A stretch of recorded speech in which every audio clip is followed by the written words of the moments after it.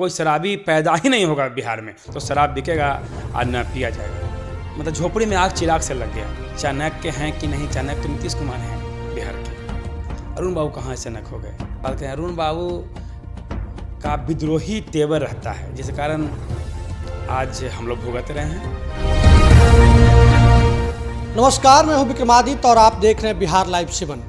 बिहार और खास करके मगध में जदयू की करारी हार के बाद जदयू ने स्वर्ण प्रकोष्ठ का गठन किया और उसका उद्देश्य यही है कि जदयू से स्वर्णों को जोड़ना। जहानाबाद के समाजसेवी निरंजन केशव प्रिंस को उपाध्यक्ष का, प्रदेश उपाध्यक्ष का जिम्मेवारी दिया गया है।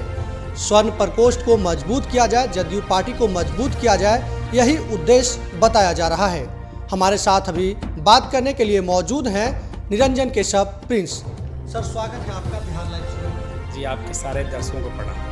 पहला सवाल सर कि जिस तरीके से जदयू की हार हुई, मतलब एनडीए की हार हुई, उसके बाद स्वर्ण प्रकोष्ठ का गठन किया गया है, क्या मकसद है, उसका क्या उद्देश्य है? देखिए, जदयू की हार नहीं हुई है, जदयू सरकार में है। हमारे माननीय नेता आदरणीय मुख्यमंत्री नीतीश कुमार जी यहाँ के मुख्यमंत्री हैं। तो आप कहते हैं कि जदयू हारा है, नहीं, लेकिन जदयू को आशा के अनुकूल सीटें प्राप्त नहीं हुआ है। जदयू को जितना उम्मीद था, जितना प्राप्त करना चाहिए था, उतना विधानसभा में हमारा जीत सुनिश्चित नहीं हो पाई थी। यही वजह था कि स्वर्ण प्रकोष्ठ का गठन किया गया है। क्या लग रहा है, स्वर्ण इससे जुड़ेंगे, जदयू से जुड़ेंगे या फिर नहीं जुड़ेंगे?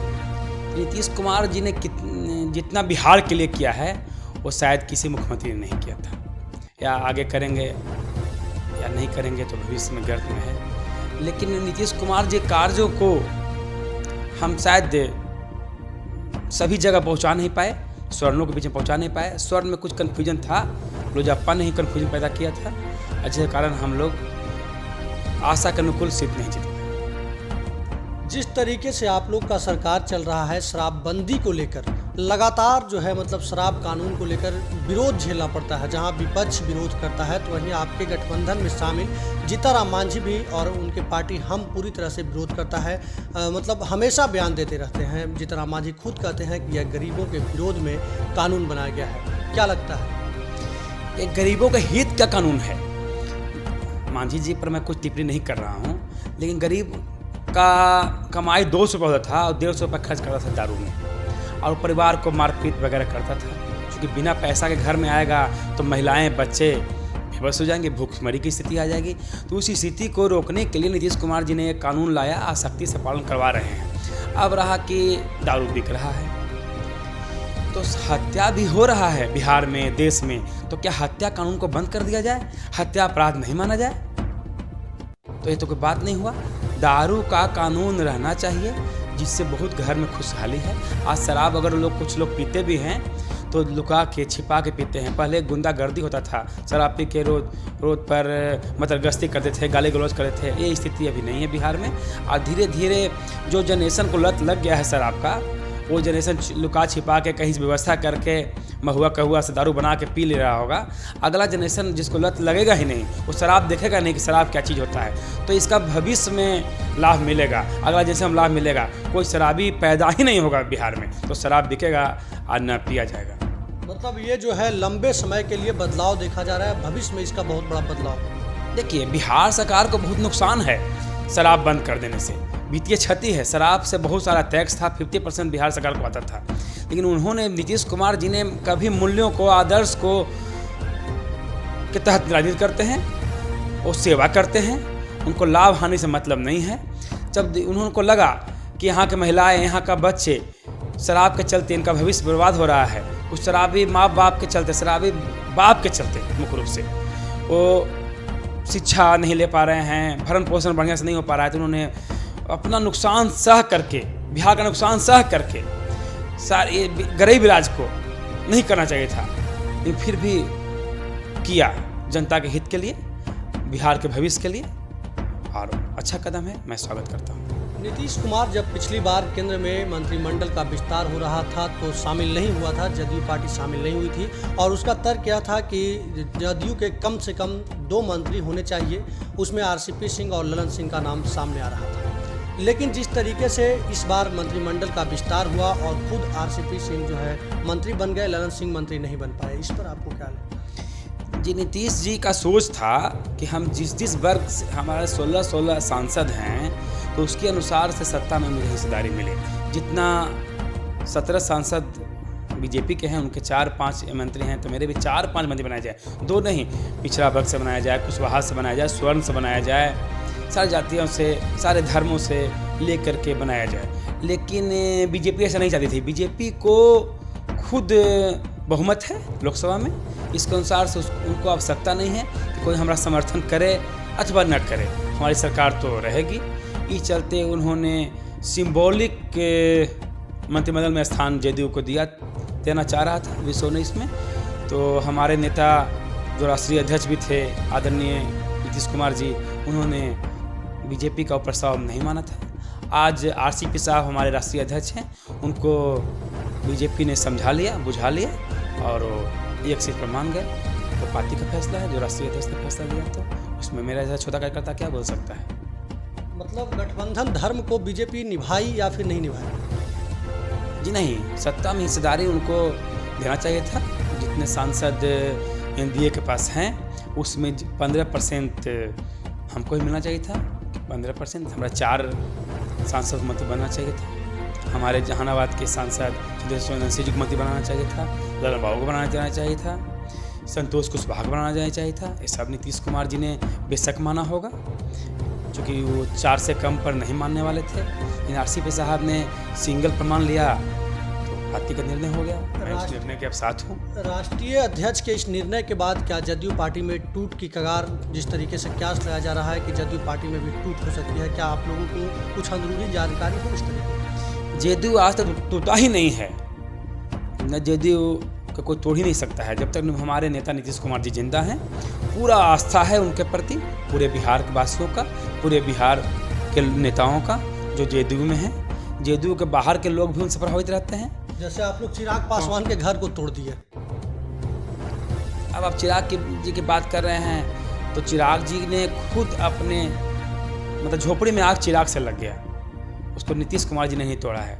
उनके जो उन्होंने 2020 के चुनाव में जो उन्हें निर्णय लिया, निगेटिव निर्णय, उसके अनुसार से उनके झोपड़ी में आग लग गई। जनता ने तो स्वागत किया था, आपके पार्टी ने तोड़ने का जो लोजपा का आरोप है कि जदयू पार्टी और खास करके कुछ आपके मंत्री और विधायक पे ये आरोप लगता है कि जिनको वजह से जो है लोजपा पार्टी टूट गई है, तो ये तो मतलब आप अपनी पार्टी को बचा रहे हैं लेकिन दूसरे के पार्टी को तोड़ रहे हैं। जी नहीं, कहाँ, हम लोग अपने पार्टी में कहाँ सम्मिल करवाए हैं। पारस जी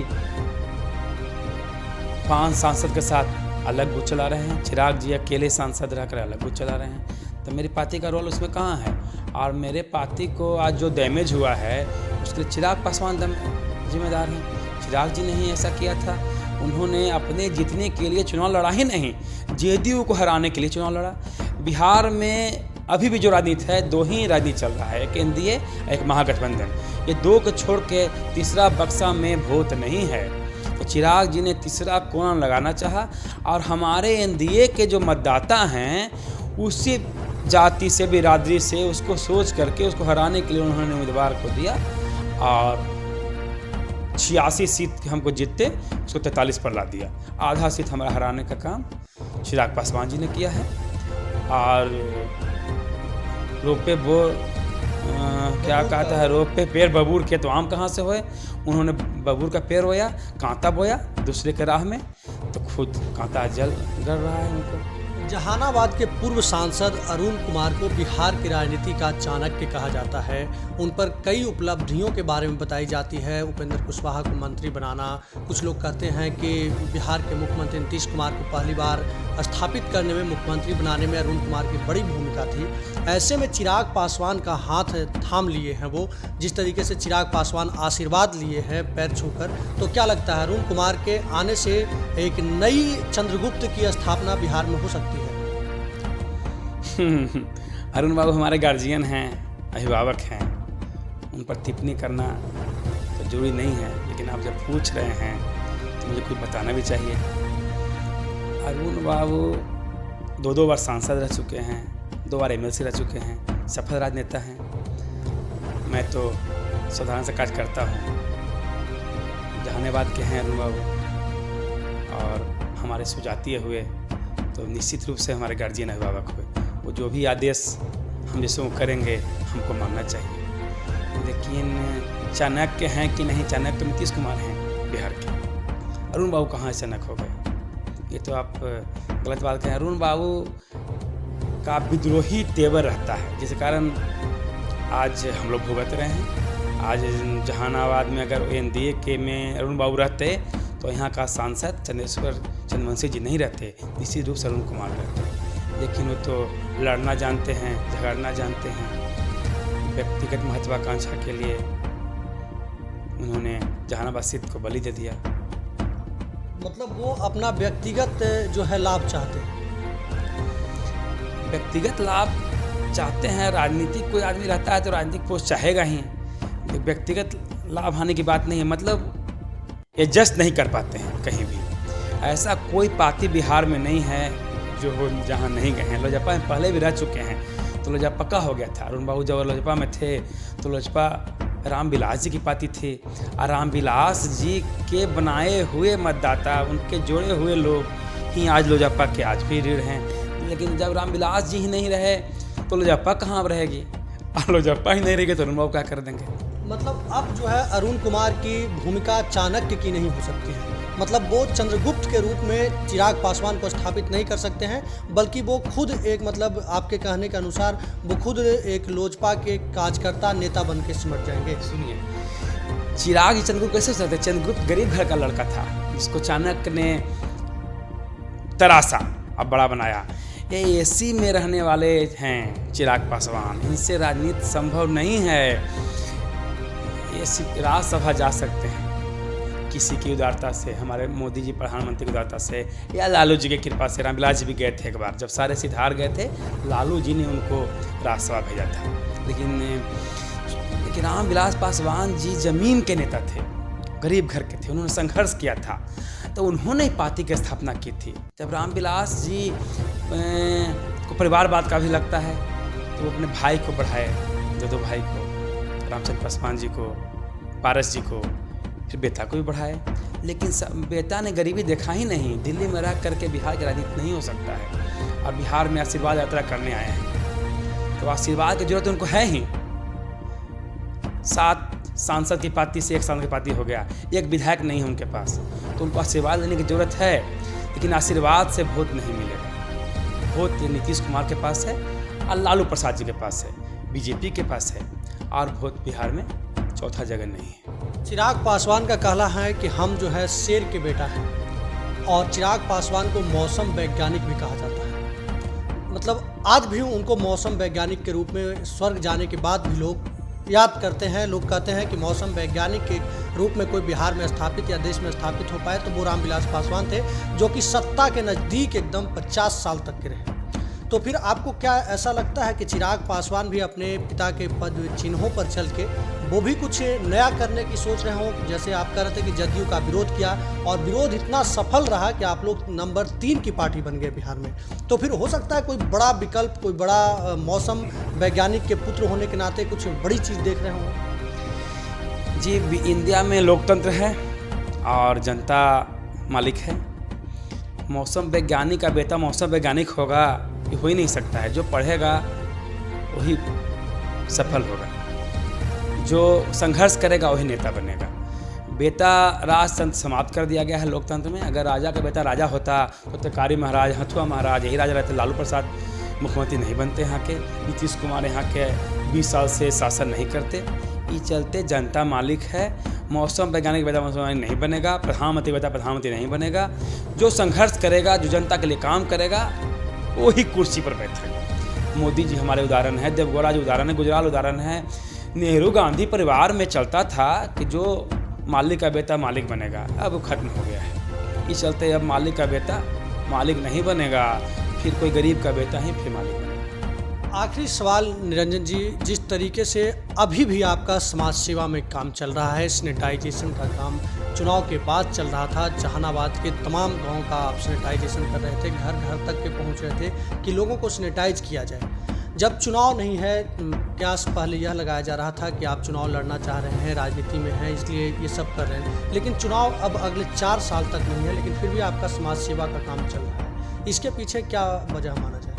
जी, मेरा प्रकृति यही है और मेरा कर्तव्य भी है। मैं कोई एहसान नहीं कर रहा हूँ किसी पर करके। अगर भगवान ने कुछ दिया है, समाज ने कुछ दिया है, सरकार ने दिया है, बिहार से मैं कुछ कमा रहा हूँ, तो कुछ खर्च मुझे अपने भाइयों के लिए, अपने समाज के जुड़े लोगों के लिए, अपने जिले से जुड़े लोगों के लिए करना ही चाहिए। यही नियम है, तभी प्रकृति चलेगा, तभी देश चलेगा। सब लोग अगर संकीर्ण मानसिकता को हो जाएंगे तो मुश्किल है, जीना दूर होगा। इस चलते अपना कर्तव्यता का बोध था, इस चलते काम किए। कोई एहसान किसी पर नहीं किया। सिर्फ समाज सेवा है राजनीति? समाज सेवा है। अभी कोई चुनाव नहीं है, अब पंचायत चुनाव होने वाला है। पंचायत चुनाव से मेरा कोई लगाव नहीं है, आप ये बात समझते हैं और सब लोग जानते हैं। चलिए, बहुत बहुत धन्यवाद, आप समय निकालें। जी, थैंक यू।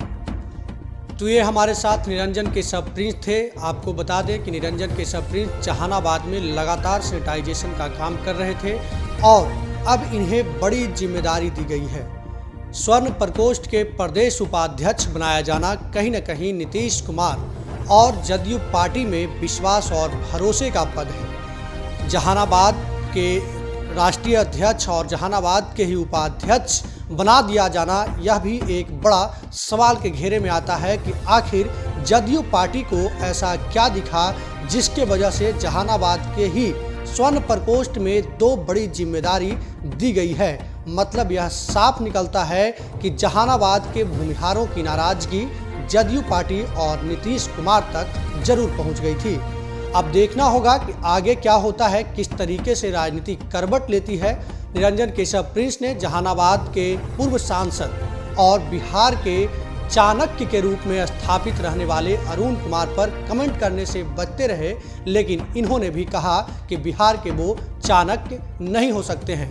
अब देखना होगा कि किस तरीके से राजनीतिक करवट लेती है, चिराग पासवान कहां अपने आप को ले जाते हैं। अरुण कुमार की सफलताएं एक बार फिर से चिराग पासवान को चंद्रगुप्त की भूमिका में पहुंचा पाती है या नहीं पाती है।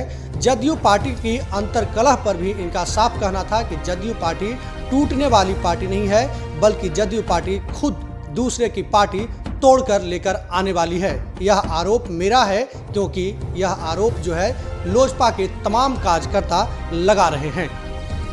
अभी के लिए बस इतना ही। लगातार खबरों के साथ बने रहने के लिए देखते रहें बिहार लाइव 7।